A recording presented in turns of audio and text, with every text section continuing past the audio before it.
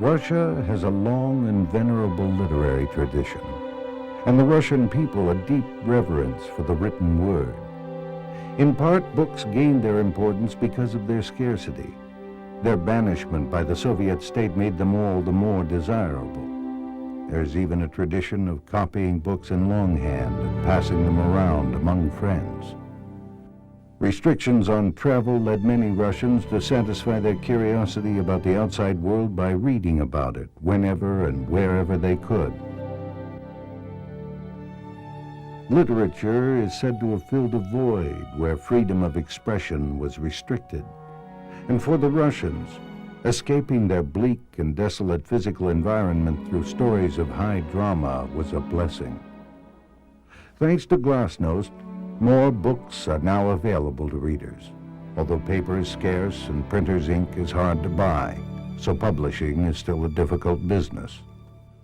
But an increasing availability of books in Russia provides an opportunity for a broader understanding of the world and expands the boundaries for intellectual exploration. The status of the writer in Russian society is complex.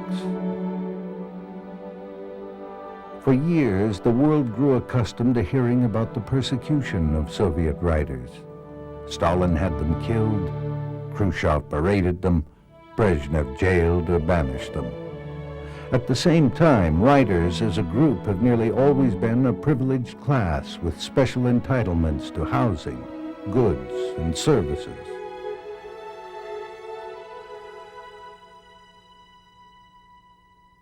About 20 kilometers from the urban smog of Moscow, there is a small bucolic village, Peredelkino, the writer's village.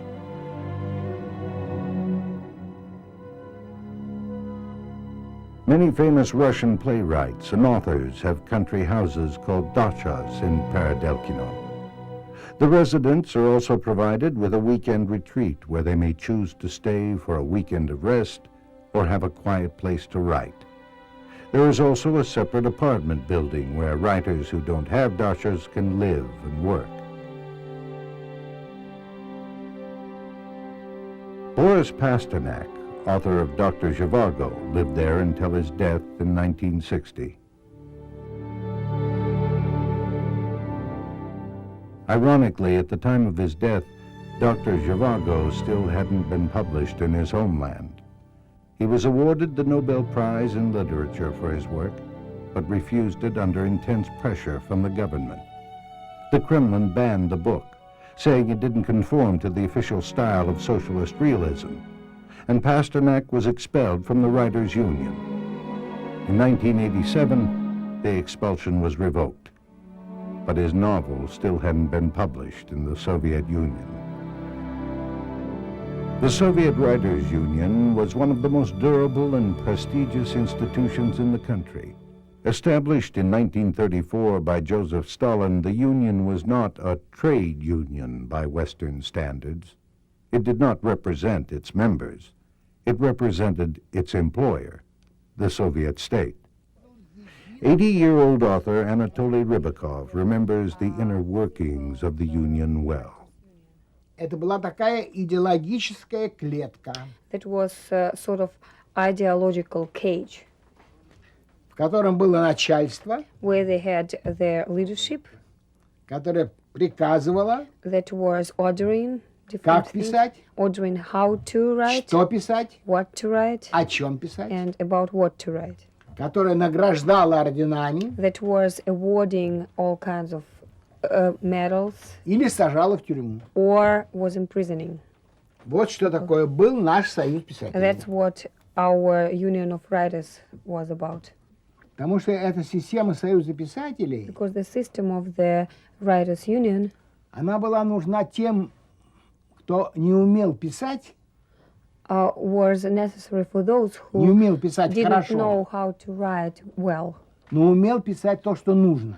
but for those who knew what they should write. Ну, настоящие писатели, понимаете, их все время подвергали преследованиям. But you know that the real writers were always persecuted. Все писатели, которых били, уничтожали. These were У the нас writers расстреляли, сотни писателей расстреляны. who were beaten and who were distributed, destroyed. And a lot of writers, hundreds of writers, were shot here, were killed. Before becoming a popular writer, Rybakov experienced the terror of living in the Soviet Union in the 1930s. The Stalin regime had him arrested and exiled to Siberia on charges of subversion. He returned from exile to distinguish himself as a tank commander in World War II. He became well known as a children's writer and was recognized in the West for his novel Heavy Sand, about the plight of the Soviet Jews. But it was the novel he began writing in the 1950s that won Rybakov international acclaim. The Children of the Arbat was a bold and daring work considering the types of books being published and considered acceptable in the Soviet Union at the time. The Children of the Arbat gives a frank account of the arrests and persecution of persons considered disloyal to the country during Stalin's reign. This subject had always been avoided in Soviet literature, with one other exception. Alexander Solzhenitsyn wrote a novel that looked at Soviet prison camps. He was exiled. Rybakov's book describes how people were sent there, and by whom. Submitted for the first time in 1966, Rybakov's book did not see print until 1987. Правительство цензуры не So the допустило. government and censorship didn't allow to publish this book in this magazine next Там year. были 2 или 3 главы о Сталине.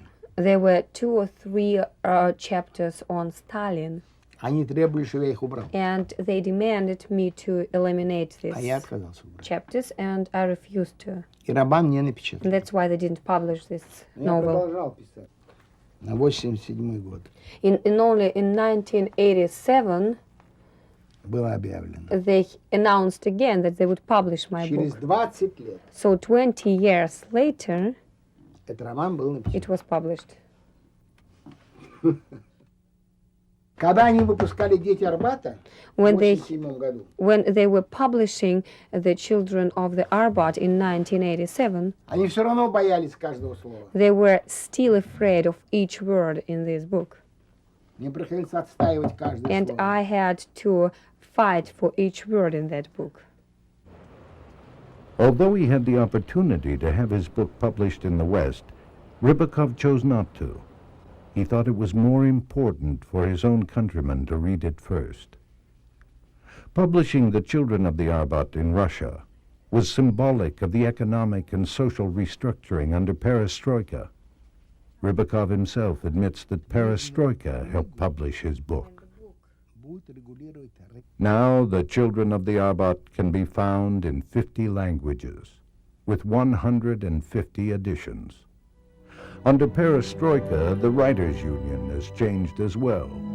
Although the union continues to control the material incentives, such as distribution of dachas, it no longer censors its members' books and articles.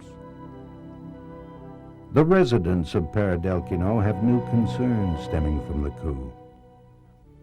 Will they receive the same material benefits under the new government? There's already speculation that the dachas at Peredelkino will be privatized and rented to the highest bidders, an unappealing idea to current residents. Like most things in Russia, Peredelkino and its residents face many changes in the coming years.